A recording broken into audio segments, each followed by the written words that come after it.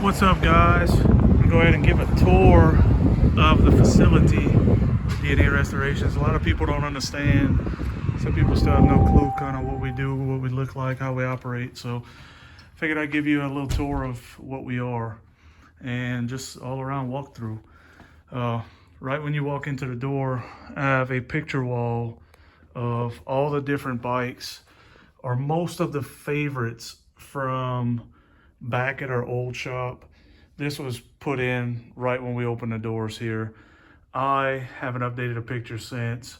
A lot of cool old stuff here, and I'm gonna update that one day. A couple of future projects. We got a few sitting around that's gonna be getting done. Some that are done, some that we need to do, and just different cool stuff. Have some different memorabilia, old school vintage stuff.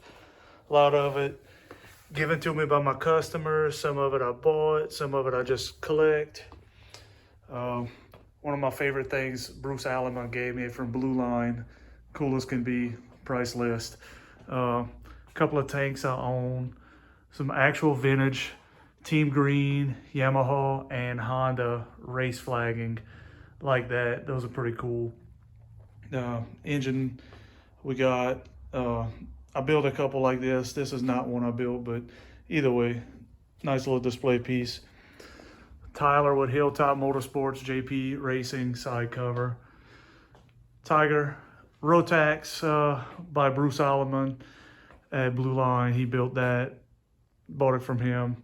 Old school race jersey, Honda race helmet, JT Racing helmet with the Honda race gear.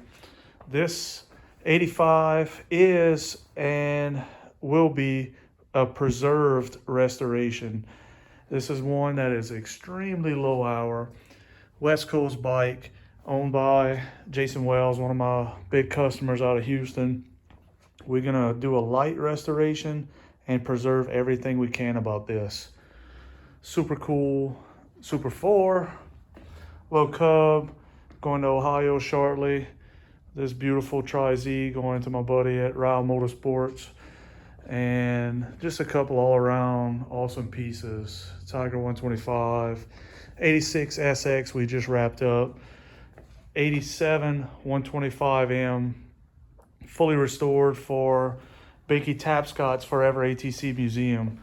I was informed I put the wrong decals on the side. They shouldn't have any, and the wrong one on the rear. So we are going to correct that, along with waiting on a new brake lever perch and a few other little knickknacks. But check out these new old stock Atsu Wami Glass tires.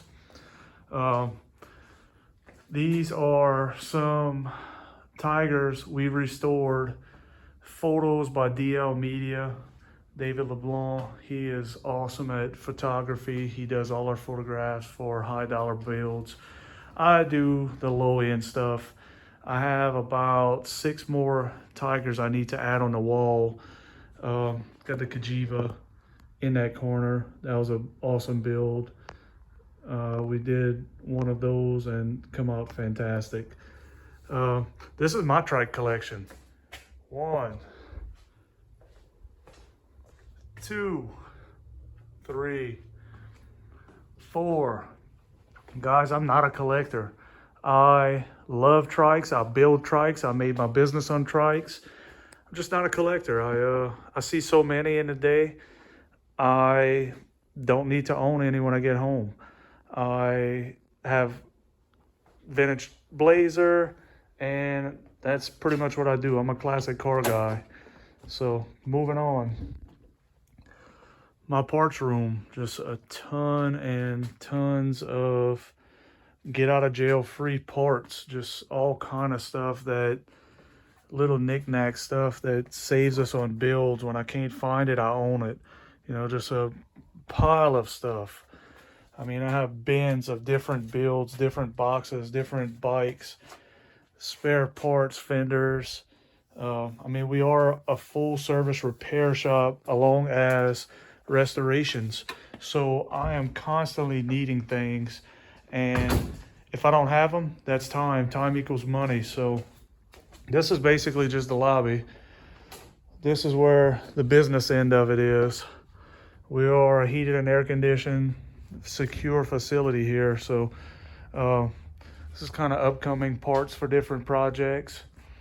A couple of upcoming projects.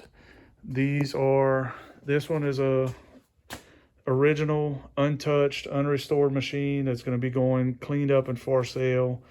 This one's going to be cleaned up and partially restored. This is going to be a Hilltop Motorsport and D&A Restoration. I guess you'd call it a collaboration. I'm supplying a ton of new old stock parts for this build. So we are going to make as much new old stock as possible between Tyler and I. So this is going to be an incredible build. Nice little 200X. Just coming in for a cleanup and some loving. Basic parts and knick-knack day-to-day items.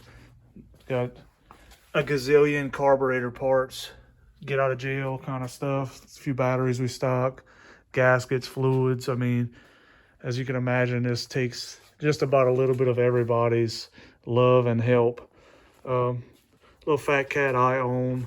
I have my employee George doing some light touch-up work.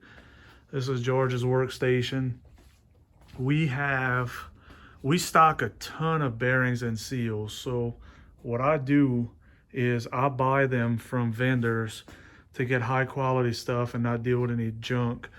I stock them, and for our day-to-day restoration, day-to-day repair stuff and some restorations, we go through and I have a bearing list I created for every common machine we have. So when I need a bearing, I don't have to go to Honda and look it up. I don't have to go to Yamaha and look it up. I already did that homework. I did it. I look up what part of the bike. I come here, I go, I need a 30-62-16. Boom, we have it. This is my new employee Jace's workstation. We just get him set up. This is my lead mechanic's workstation. Excuse me with the ums. This is a 94 Banshee we just got in. This thing is beautiful. Monday we are going to be swapping over, putting back some stock parts and getting her prettied up. So we're going to see a full YouTube ride and cleanup build on that one. Nice 92 Suzuki Quad Racer 250. Awesome bike.